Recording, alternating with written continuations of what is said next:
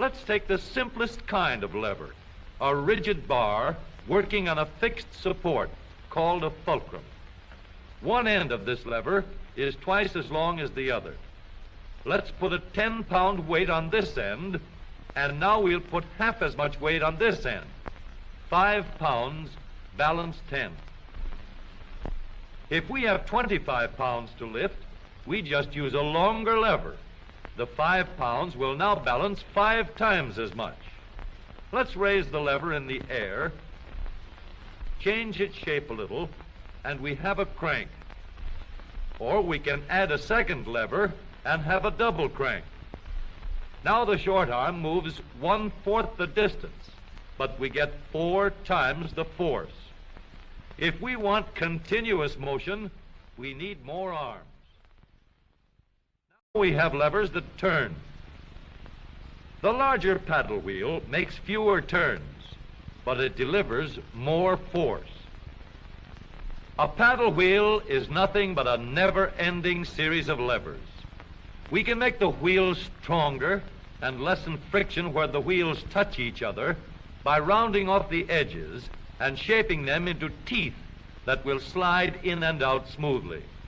Now, the power flows smoothly and continuously through spinning leverage of gear wheels. Gears are made in many kinds and many sizes. Little gears, big gears, worm gears, bevel gears, and even lopsided gears.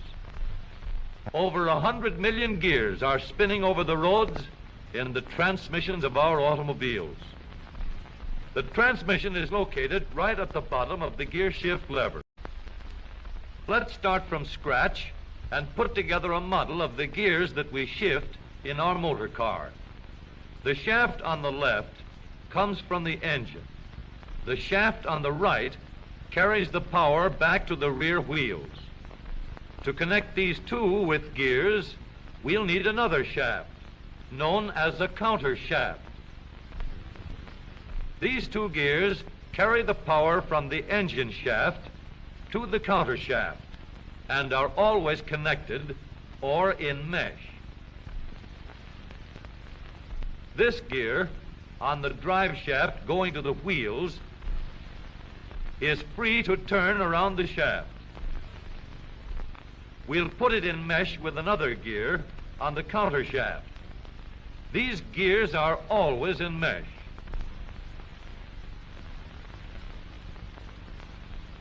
And keep turning while the engine is running. To switch from one set of gears to another, our transmission needs a short shaft like this, known as a clutch sleeve. It cannot turn on the drive shaft, but it is free to slide back and forth. On the sleeve, we'll mount a large gear, which we can shift back and forth to mesh with the small gear in the middle of the counter shaft.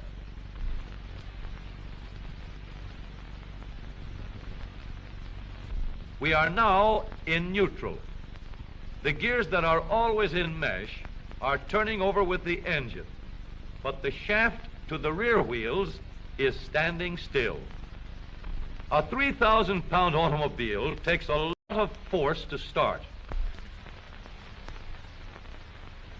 So in low speed, we get the greatest leverage by letting the smallest gear on the counter shaft turn the largest gear on the drive shaft.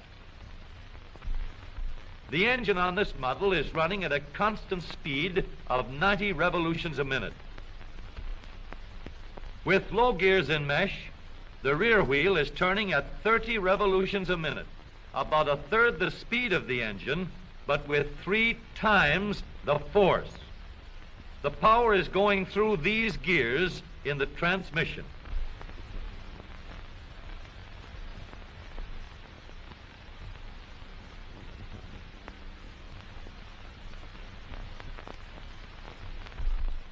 After we've started the car rolling, we want fast pickup.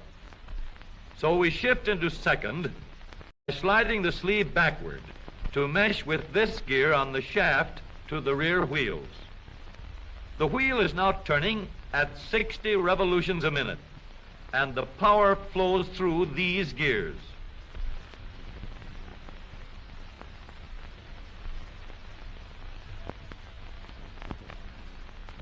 For higher speeds, we let the power go directly to the rear wheels.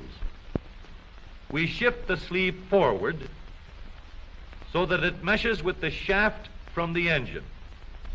The power travels straight from the engine to the drive shaft.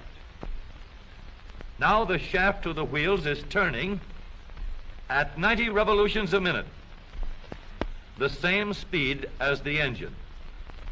But here's a problem. An automobile must be able to go backward as well as forward. So we add one more to reverse the shaft to the rear wheels. With the gears shifted into reverse, the power travels through the transmission in a path like this. We now have 3 sets of spinning levers for going forward and 1 for reverse. With the gear shift lever, we can shift to any set of gears we wish. But with all these spinning levers in the transmission came noise and wear. Experts could shift gears quietly by careful timing of the gear shift and the engine speeds, but most of us made plenty of noise until new engineering developments made possible a long series of improvements that followed. When we shifted gears, we got a clash because the gears were not running at the same speed. In other words, not synchronized. So engineers set to work to develop a synchronizer. The synchronizer works like a cork twisted into the top of a bottle. The cork will turn until it is so tight that the bottle turns with it. Synchro mesh works the same way.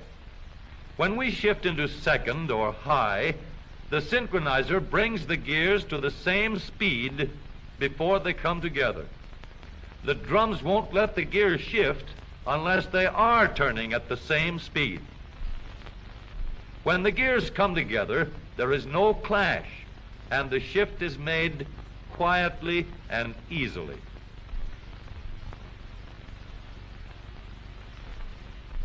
In the transmission of the up-to-date automobile, we have a powerful low gear to give us a strong spinning leverage in starting. A fast turning motor must set the weight of the car in motion.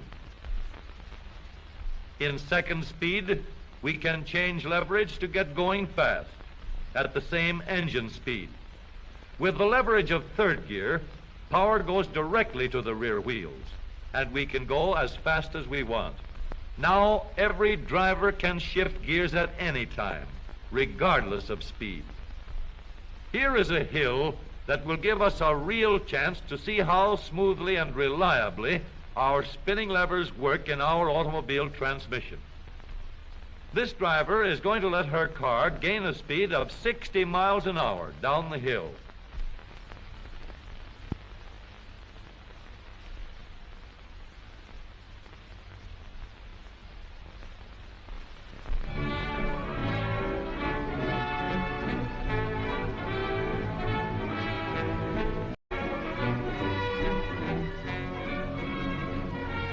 Then she will shift into second speed and bring her car easily and safely under control before it reaches the bottom of the hill.